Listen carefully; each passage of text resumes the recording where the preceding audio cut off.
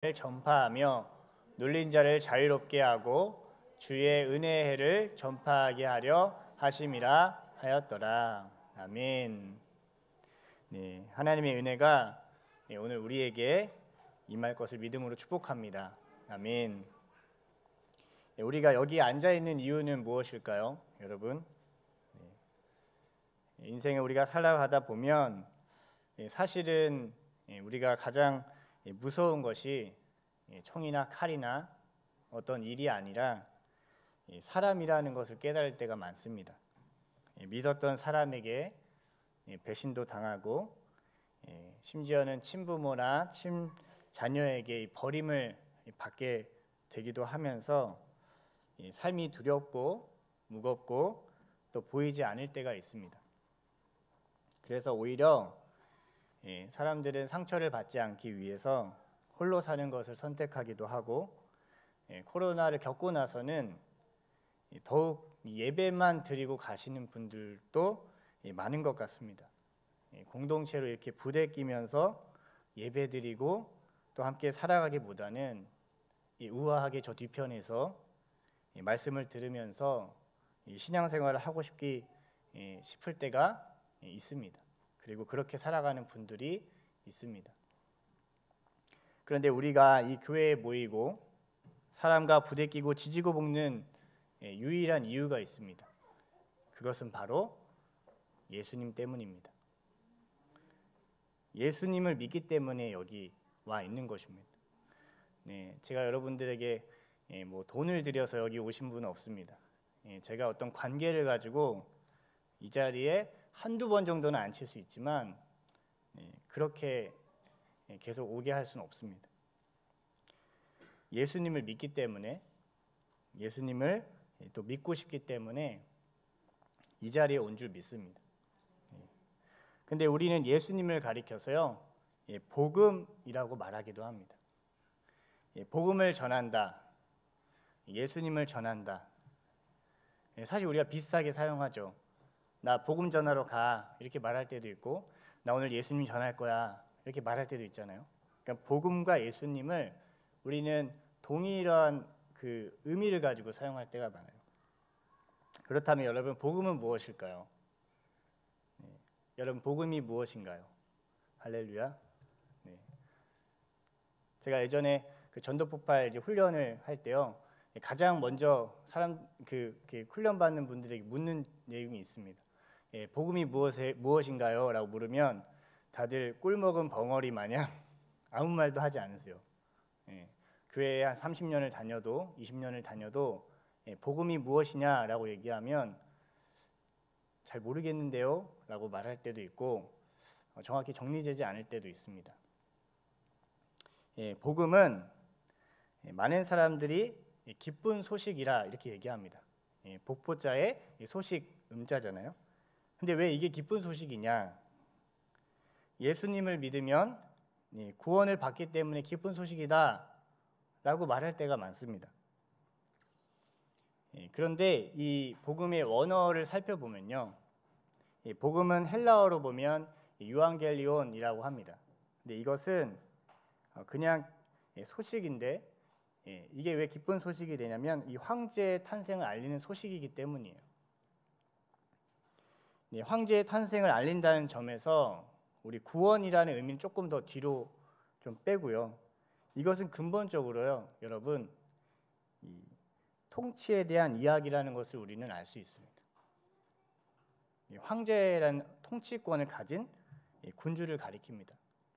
그래서 내가 지지한 황제가 등극을 하면요, 나에게는 기쁘고 감격스러운 소식이 되는데, 그렇지 않은 사람이 황제가 되고 군주가 되면 그 사람에게는 결코 이 소식이 유쾌한 소식이 아닙니다. 이제 4월 10일이면 우리나라에 총선이 있습니다. 할렐루야. 파란색을 찍어라, 뭐 빨간색을 찍어라, 여기서 말할 수 없습니다. 근데 기도 많이 하셔야 됩니다. 그런데 어느 당이 되냐에 따라서, 누가 당선되냐에 따라서 어떤 경우에는 기쁜 소식이 되기도 하고 그렇지 않은 소식이 되기도 합니다. 총선도 그런데요, 여러분, 대선은 더합니다. 정권에 따라요, 감옥에 가는 사람도 있고요, 또 풀려나는 사람이 결정되기 때문이에요. 우리는 너무나도 많은 걸 그동안 보아왔습니다. 대통령이 바뀔 때마다 특별 사면으로 풀려나는 분들이 있고 또 검사의 기소에 의해서 감옥에 들어가는 분들이 있어요. 지금은 이제 투표로 정권을 교체하기 때문에 굉장히 즉각적이고 빠른 조치들이 단행됩니다. 정권의 협조자는 이제 고위공직으로 가는 경우도 있고요. 반대자는 죄를 지었으면 감옥으로 가게 됩니다. 근데 예전 이 로마 시대에서는 이러한 정권의 변화가요 투표로 결정되지 않고요. 뭘로 결정되냐면 전쟁으로 이루어지게 됩니다. 전쟁에서 누가 이기냐에 따라서 이 황제와 이 권력 구조가 바뀌게 된다는 것입니다. 그리고 이러한 소식이 들리고 황제가 자신에게 실제적으로 오기까지는요 시간이 필요합니다. 먼 곳에서 전쟁을 하기 때문에 전쟁의 소식이 먼저 오고 나서 그 소식 이후에 누가 오죠? 황제가 오는 거예요. 마라톤이라는 경기 우리 잘 알죠. 이것이 이와 비슷한 상황에서 유래된 것이라는 것을 우리가 잘 알고 있습니다. 그리스와 이 페르시아의 전쟁에서 이 승리의 소식을 전하기 위해서 한 병사가 뭐 정확한지 모르겠어요. 49.195를 막 달려가지고 온 거죠. 그것을 기념하기 위해서 마라톤 대회를 했다라는 이런 유래도 있습니다. 자신이 지지한 황제가요, 그 황제가 됐다면요, 너무도 기쁘고 즐거운 소식입니다. 내가 전쟁에서 이겼다, 우리 황제가 이겼다 하면 너무나도 기쁜 소식일 거예요. 그런데 그렇지 않다면요, 오히려 이 소식이요 가장 여러분에게 슬픈 소식이 되고 심판의 소식이 될 수도 있습니다. 자, 여러분, 할렐루야. 네, 여러분 하나님이 예수님을 주와 그리스도가 되게 하신 줄 믿습니까? 아멘. 하나님이 예수님을 주와 그리스도가 되게 하셨습니다. 그리고 그분이 승천하셨고 부활하셨고 승천하셨고 다시 오신다고 하셨습니다. 여러분 그분이 오고 있습니다. 그분이 오고 있습니다. 이것이 여러분에게 정말 기쁜 소식입니까? 할렐루야. 네. 여러분에게 기쁜 소식이 되기를 소망합니다. 네. 그런데 오늘 본문 표현에 보면요, 가난한 자에게 복음이 전파된다고 했습니다. 이 가난한 자는 누굽니까? 가난은 무언가 필요가 있는 사람을 얘기합니다. 마태복음 5장에서는 심령이 가난한 자는 복이 있다라고 말합니다. 그리고 천국이 그들의 것이며 이렇게 말씀합니다. 이것은 하나님의 복음의 필요를 아는 자가 가난한 자입니다. 그래서 자신이 죄인임을 깨닫는 자가 이 가난한 심령을 가진 사람입니다. 나는 죄인이구나. 그래야 이 죄의 문제가 해결되는 일을 기뻐할 수 있기 때문이죠. 하나님의 통치가 이 문제를 해결할 것이라는 것에 대해서 기뻐하는 것입니다. 네, 그런데 여러분 만약에 부자라면 어떻게 될까요? 누가복음을 한번 읽어보겠습니다. 누가복음 18장 18절에서 25절 말씀인데요. 가난한 자가 아니라 부자라면 어떻게 반응할 것인가? 한번 읽어볼까요? 시작. 어떤 관리가 물어 이르되 선한 선생님이여 내가 무엇을 하여야 영생을 얻으리이까? 예수께서 이르시되 내가 어찌하여 나를 선하다 일컫느냐? 하나님 한 분 외에는 선한 이가 없느니라. 내가 계명을 안 하니 간음하지 말라, 살인하지 말라, 도둑질하지 말라, 거짓 증언하지 말라, 내 부모를 공경하라 하였느니라. 여짜오되 이것은 내가 어려서부터 다 지켰나이다. 예수께서 이 말을 들으시고 이르시되 내게 아직도 한 가지 부족한 것이 있으니 내게 있는 것을 다 팔아 가난한 자들에게 나눠주라. 그리하면 하늘에서 내게 보화가 있으리라. 그리고 와서 나를 따르라 하시니 그 사람이 큰 부자이므로 이 말씀을 듣고 심히 근심하더라. 예수께서 그를 보시고 이르시되 재물이 있는 자는 하나님 나라에 들어가기가 얼마나 어려운지 낙타가 바늘귀로 들어가는 것이 부자가 하나님의 나라에 들어가는 것보다 쉬우니라 하시니. 네, 아까도 복음은 통치권에 대한 얘기를 가리킨다고 말씀드렸습니다. 하나님의 나라가 오고 있는데 나의 나라, 내가 세운 이 부요한 나라를 끝까지 지키려고 하는 사람은 하나님의 나라가 달가울까요? 달갑지 않을까요? 달갑지 않을 것입니다. 부자는 자신이 끝까지 인생의 길을요 자신이 가지고 있는 것으로 갈 수 있다고 생각합니다. 우리는 돈 많은 부자를 생각하기가 쉽습니다. 그냥 단순히 내 통장에 몇십억이 있고 이런 부자들을 생각하기 쉽습니다. 그러나 근본적으로는 하나님의 은혜가 자신의 삶에 필요하지 않다고 여기는 자가 어찌 보면 부자라는 상태에 놓여 있습니다. 누가 손을 내밀고 구원을 해준다고 해도 나는 괜찮다고 여기면서 자기의 성 안에 갇혀 있는 이 상태를 가리킵니다. 다른 표현으로 말하면요, 교만한 상태입니다. 자신이 선이 되어야 하기 때문에 타인을 탓하고 원망하며 합리화하면서 이 삶을 살아가게 되는 것이에요. 그 길로 갈 수 없어. 그것을 다 팔면 나는 죽어. 그것을 다 내어 던지면 나는 내 앞길을 갈 수가 없어.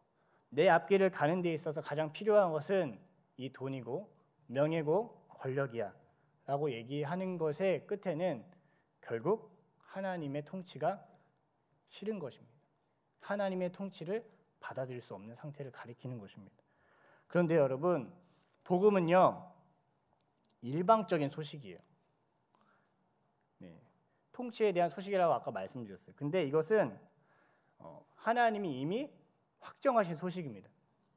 우리가 이 소식은 제가 받아들이고 싶지 않아요라고 해도 이미 이 소식이 우리 가운데 있고 이 소식은 반드시 이루어질 것입니다.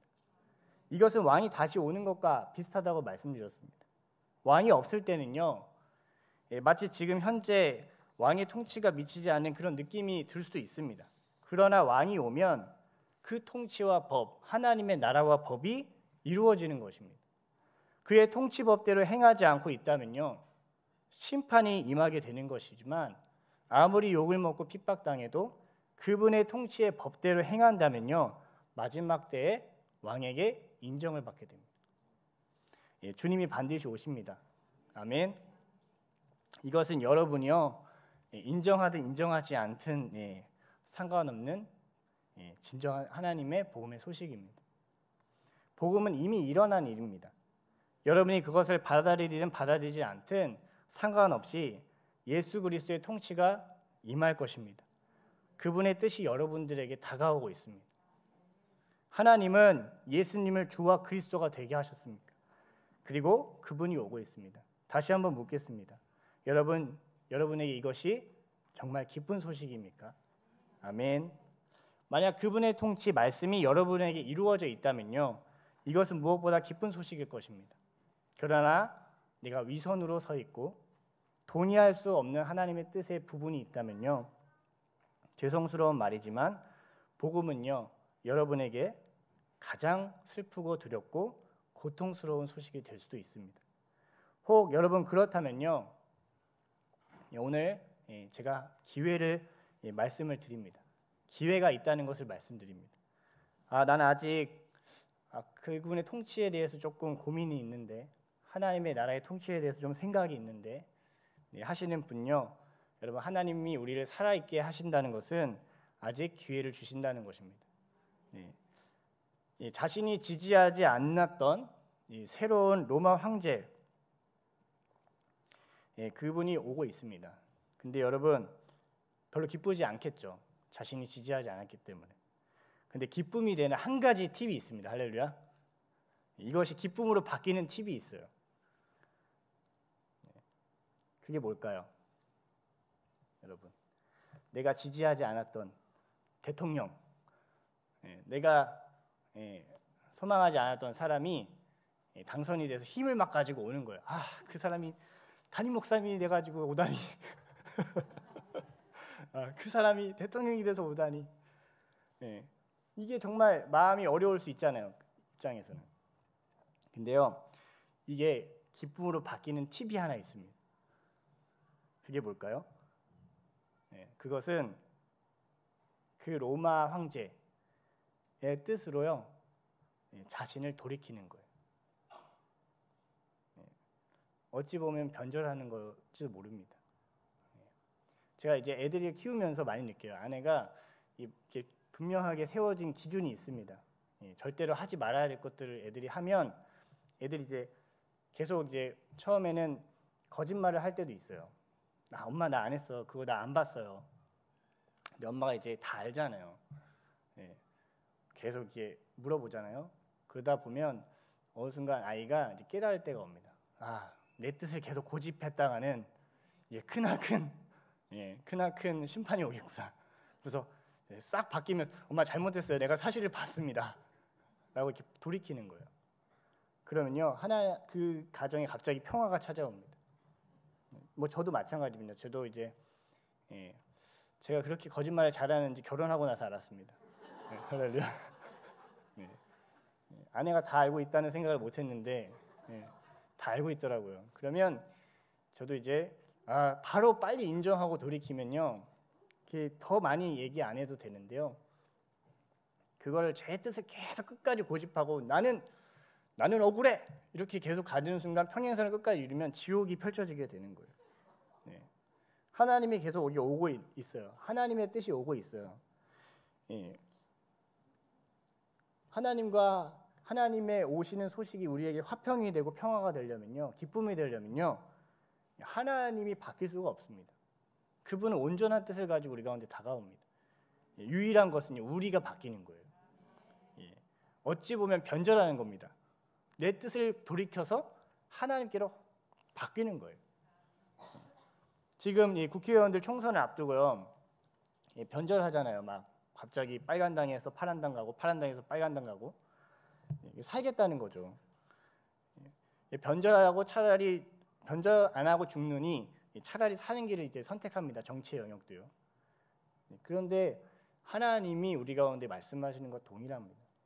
세례 요한과 예수님이요 공생을 시작할 때 이렇게 선포합니다. 회개하라, 천국이 가까이 왔느니라. 회개하는 것은 하나님 아들의 통치, 그분의 뜻을 반대했던 자들에게 유일하게 이 소식을 받아들일 수 있는 기회인 거예요. 하마르티아라고 해서 우리가 죄라는 게 관역에서 벗어났다는 것을 알고 있잖아요. 이 벗어난 것에서 돌이켜서 하나님의 아들의 통치로 들어가는 것이 이 회개라는 것을 얘기합니다. 그런데 이 소식을 이 땅에서 전부 이루어지는 것으로 착각할 때가 있어요.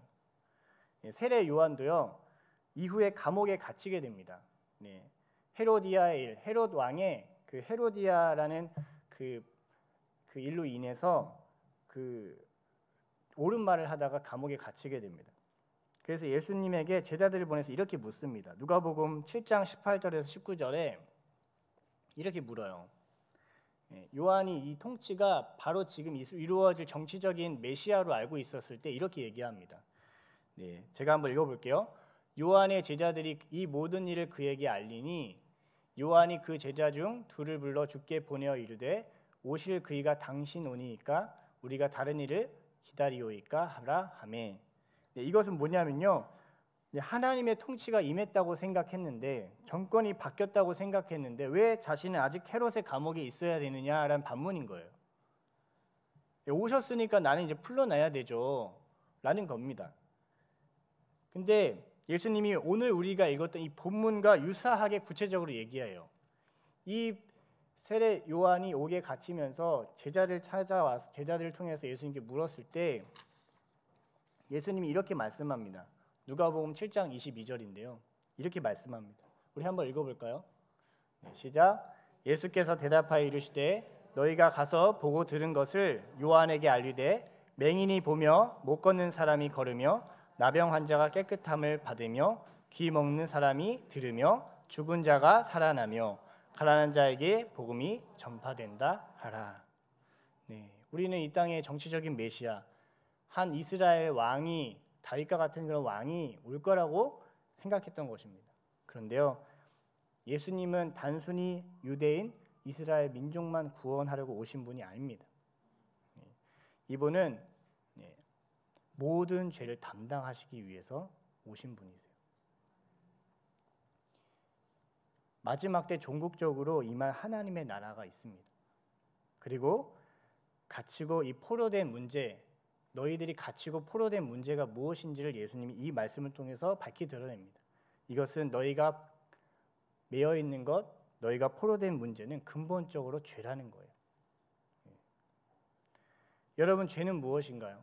죄는 하나님의 뜻을 반대하고 내 뜻과 내 기준을 선택하는 것을 얘기합니다. 죄는 그분의 이 통치 방향과 다른 것을 얘기합니다. 하나님의 나라의 통치의 법이 있는데 끝까지 나의 나라, 나의 왕국의 통치의 법을 주장하잖아요. 그러면 이것이 죄라는 것입니다. 그렇다면 주님의 통치, 그분의 뜻은 무엇일까요? 네, 여러분, 그분의 통치는 무엇일까요? 우리 19절 말씀을 한번 보겠습니다. 19절 말씀, 4장 19절 말씀 한번 읽어볼까요? 시작. 주의 은혜의 해를 전파하게 하려 하심이라 하였더라. 예수님이요, 이 땅에 오셔가지고 하신 통치가 무엇인지 여기서 나타냅니다. 이것은 은혜의 해를 전파하는 희년의 완성을 얘기합니다. 희년은요, 여러분, 안식년이 7번 돌아서 70년이 되는 때를 말합니다. 70년이 50년이 되는 때를 말합니다. 77에 49, 50년이 되는 때를 말합니다. 이때 유대인은요, 나팔을 불면서 자유가 공포되는 거예요. 자신의 소유와 지위가 회복이 됩니다. 자신이 잃어버렸던 토지를 되찾고 종이었던 신분에서 해방이 됩니다. 빚을 지고 있었어도요, 이날은요 다 빚이 탕감됩니다. 예수님이 오셔서 하신 통치의 얘기들을 계속 보여주신 거예요. 하나님의 나라를 몸으로 눈으로 우리에게 보이셨는데 이것은 하나님의 그 평강이, 하나님의 회복과 하나님의 치유가 이 땅에 임하는 것을 선포하신 거예요.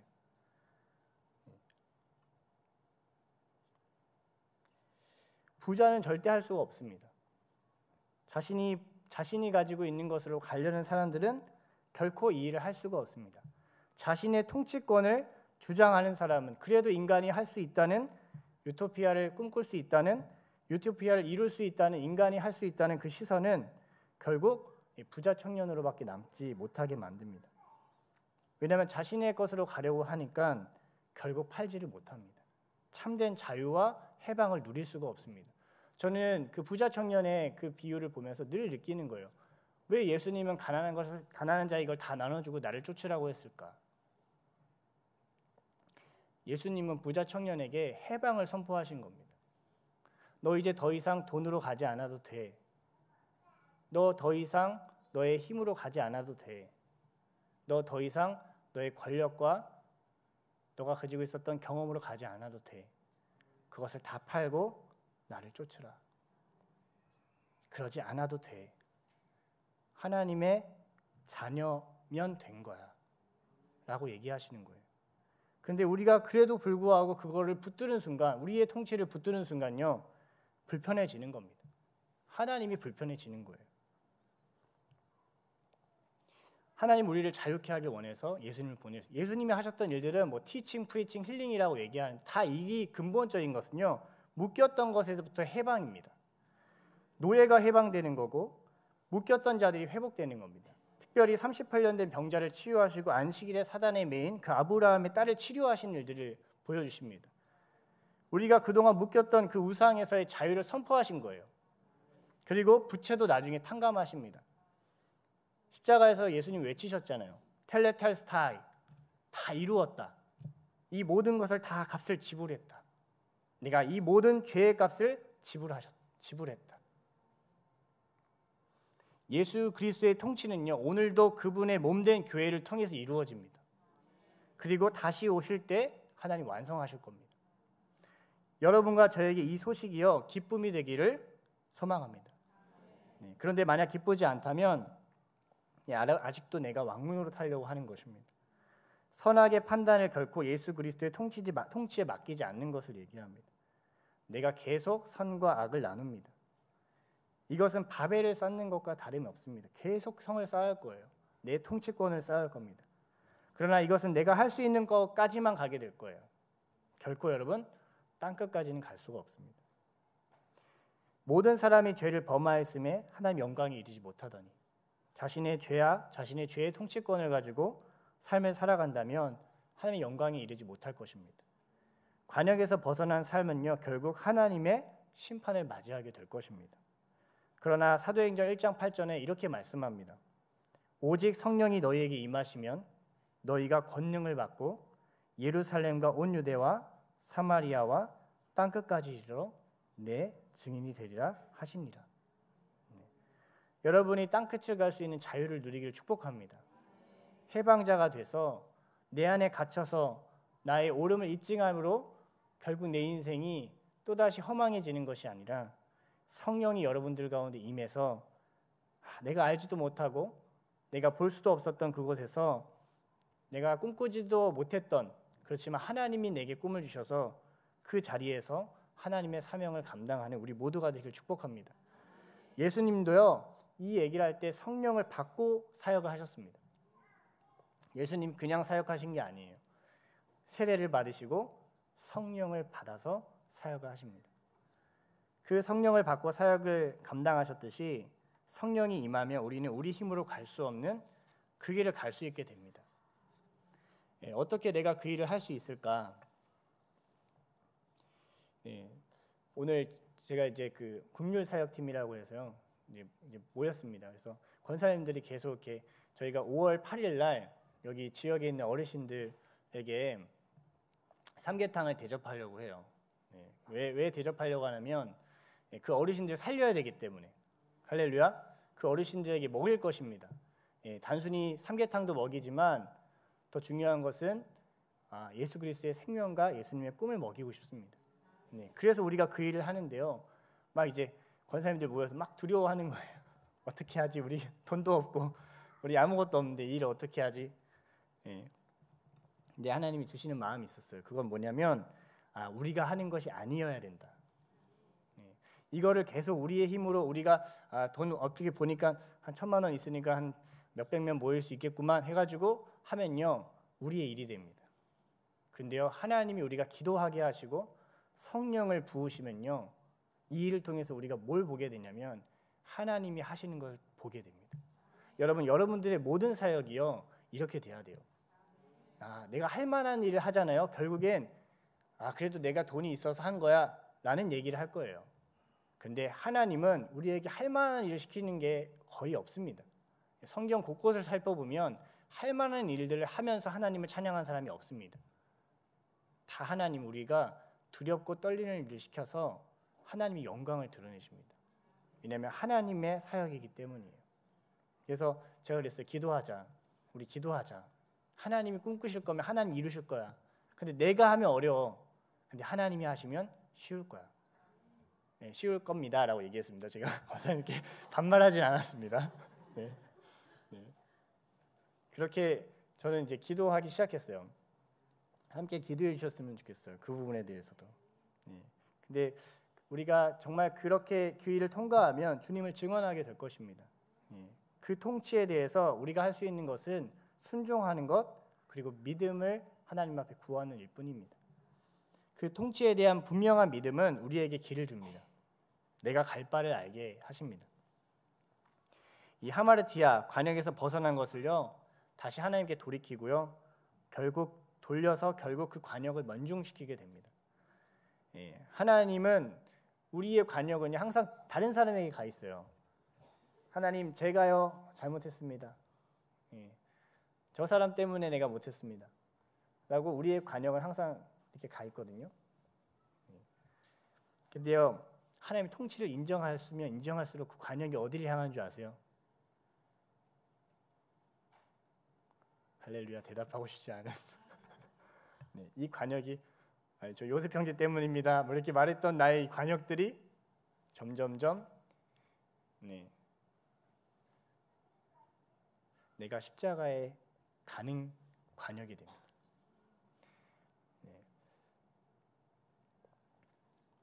하나님이 우리 그 홍수를 일으키시고 창세기에 보면은 그 레인보우 무지개를 주셨잖아요. 무지개의 관역이 어디를 향하죠? 무지개 어떻게 생겼습니까, 여러분? 이렇게 생겼죠. 활 쏘보신 적 있으시죠, 활? 활 이렇게 하면 관역이 어디를 향하는 겁니까? 하늘을 향하는 겁니다. 하나님이 그 관역의 끝을 어디를 향하게 하시냐면요, 하늘을 향하게 하세요. 너희들이 죄를 졌으니까 너희들을 내가 징벌하겠다, 쓸어버리겠다 했던 그 하나님이요, 다시는 내가 이 일로 너희를 심판하지 않을 거야 하면서 관역을 하늘에 향합니다. 그리고 그 관역을 마지막에 어디를 향합니까? 제 뒤에 있는 십자가, 자신의 아들을 향해 나아갑니다. 하나님의 통치가 우리를 이끌어가고 하나님의 통치권이 우리를 이끌어간다면 그 관역은 다른 누군가를 탓하거나 원망하거나 그 시간으로 들어가는 것이 아니라 모든 짐을 넉넉히 지고 가는 그 하나님의 사랑으로 우리를 채워가고 우리를 그 관역의 주인공이 될 수 있게 하실 수도 있습니다. 단단해지는 것입니다. 여러분, 오직 믿음으로만 그 길을 가는 것입니다. 우리의 믿음의 조상들이 어떻게 했는지를 여러분 보십시오. 아브라함은 자신의 전부 이삭이었던 그 아들을요, 하나님에게 바칩니다. 자녀를 낳아보신 분들이 이 일이 얼마나 힘든 일인지 알 것입니다. 하나님을 사랑하고 경외하고 하나님 앞에 자신을 드릴 수 있는 그 인생으로 하나님 앞에 믿음을 얘기합니다. 요셉은요, 자신을 팔았던 형들에게 관역을 돌리지 않습니다. 자, 1번부터 나와봐 이러면서 한 명씩 때리지 않습니다. 하나님의 뜻이었다고, 나를 통해서 이 민족을 살리려는 하나님의 뜻이었다고 담대하게 얘기합니다. 모세는 처음에는 가기 싫다고 얘기하죠. 보낼 자를 보내소서 얘기하죠. 근데 하나님의 붙들렸을 때 이스라엘 백성을 위해서 중보하는 중보자가 됩니다. 자신의 이름을 차라리 생명책에서 지워줘도 좋으니까 이 영혼들을 살려야 되지 않겠느냐고 하나님께 중보기도 합니다. 다윗은요, 자신을 반대했던 압살롬을요 살리고 싶어합니다.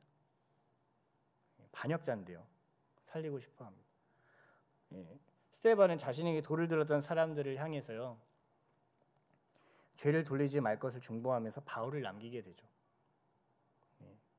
그리고 바울도 마찬가지입니다. 그 인생을 삽니다. 그리고 지금 하나님의 통치가 미친 우리에게도 하나님의 그 길로 초대하십니다. 여러분, 세상은 누군가를 비난함으로 자신을 증명해야만 했습니다. 그렇게 세상은 자신에게 넉넉함이 없음을 반증할 것입니다. 여러분, 세상을 계속 살아보십시오. 저도 짧은 인생을 살았지만 점점 그것을 느낍니다. 그러나 복음, 우리가 이 자리에 있는 이유, 그 하나님의 나라, 그 통치를 받아들인 인생의 마지막은요, 어쩌면 비난이 아닌 여러분 사랑으로 주님을 증언하게 될 줄 믿습니다. 여러분, 다시 복음 앞에 서십시오. 그리고 기쁨의 소식으로 담대히 이 소식을 전하게 되길 축복합니다. 하나님의 통치는요, 바로 나타나는 현재의 심판과 완벽성이 아니라요, 마지막까지 변화시키고 증언하는 하나님의 사랑인 줄 믿습니다. 우리 자신을 향해 여러분 선포했으면 좋겠습니다. 우리 가슴에 이렇게 손을 얹어볼까요? 우리 함께 이렇게 선포하겠습니다. 주의 성령이 내게 임하셨으니 이는 가난한 자에게 복음을 전하게 하시려고 내게 기름을 부으시고 나를 보내사 포로된 자에게 자유를, 눈먼 자에게 다시 보게 함을 전파하며 눌린 자를 자유롭게 하고 주의 은혜의 해를 전파하게 하려 하심이라. 아멘. 하나님의 그 통치, 하나님의 그 복음이 여러분에게 있는 이유, 그것은 여러분들이 만나는 그 사역이 복음답게 전해지고 또 하나님의 그 놀라운 사랑이 여러분을 통해서 선포될 줄 믿습니다. 여러분, 자신을 증언하는 삶에서요, 하나님의 사랑을 증언하는 인생으로요, 우리 서로가 더욱 하나님 앞에 영광스럽게 되기를 축복합니다. 복음이 참된 복음이 되어서 주님 마지막 오실 때 주여 내가 주를 기다렸습니다. 주께서 오시니 나의 기쁨이 충만합니다. 이 고백으로 주를 맞이하는 우리 모두가 되시기를 예수님을 축복합니다. 아멘. 기도드리겠습니다. 하나님 아버지, 하늘의 뜻이 이루어지기를 원합니다. 주의 성령이 물붓듯 부어지게 하여 주옵소서. 주의 거룩한 통치가 임하고 임할 것입니다. 시대 앞에, 민족 앞에, 열방 앞에 당신의 나라가 임할 것입니다. 주여, 복음에 반응하게 하옵시고 복음이 참으로 기쁜 소식이 되어서 우리의 삶과 비전이 주의 말씀과 주의 뜻이 되게 하여 주옵소서. 예수님의 이름으로 기도합니다. 아멘. 하나님이 말씀하셨습니다. 그 후에 내가 내 영을 만민에게 부어주리니 너희 자녀들이 장래일을 말할 것이며 너희 늙은이들은 꿈을 꾸며 너희 젊은이는 이상을 볼 것이며 그때에 내가 또 내 영을 남종과 여종에게 부어줄 것이라. 우리는 본질상 진노의 자녀이기 때문에 우리의 편의와 우리의 통치가 더 좋습니다. 그러나 하나님이 그 아들을 부르시고 그 피조물이 고대하는 하나님의 아들들, 하나님의 자녀를 부르십니다. 어떻게 부르십니까?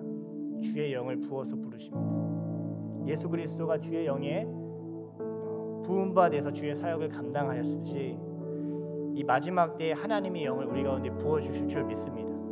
우리 이 시간 찬양할 때 마지막 날에 주의 영을 우리 가운데 부어주십시오. 주여, 그 마지막 오실 때 그 기쁜 소식으로 주님을 맞이할 수 있는 우리 모두가 되기를 원합니다.